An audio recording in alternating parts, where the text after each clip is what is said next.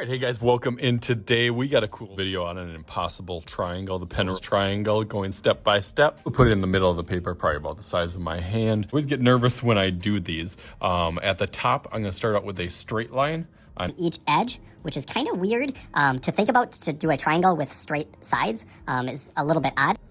Then it'll kind of connect itself together, if that kind of makes sense. Just on the outsides, you can kind of connect those. So you kind of get this side equal to this side, equal to this side. Then you can go through it a little bit darker.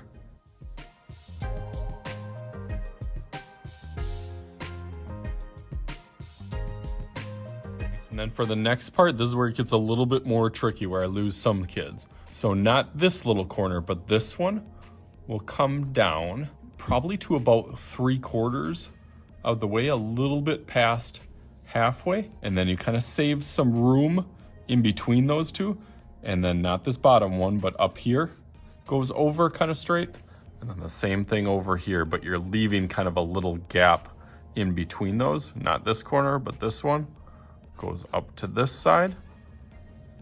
I can make that a little bit darker. So now I have 2 lines on each, but I want to get to 3. That's kind of my goal. So I know that there's going to be another line here, and you want to kind of keep those even, parallel, but about the same size, so about the size of my finger. Can kind of fit that way. And then this one also about the size of that. You can see I can kind of trim that one down. And then this one over here, so you're almost making like a little triangle box in here to fit all of these. And then once that fits, then you can see it's almost like an L that kind of connects over this way. This one also goes into that kind of L shape right into here. And then this one also does that same thing.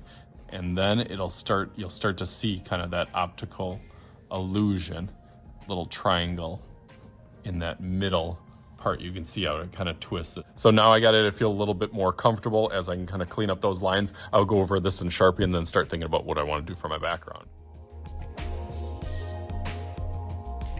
Okay, nice, that looks really good. Now you can see some of the parts I used a ruler with, some I just kind of cleaned it up with a Sharpie. Making it look more like an optical illusion is adding a little bit of shading into here. That'll make it pop a little bit next level from this. And thinking about what I'm gonna do for my background. So let's make our magic happen just like... All right. This looks really, really cool now. Of course, as always, I used a whole bunch of different tools and techniques to kind of go throughout the back.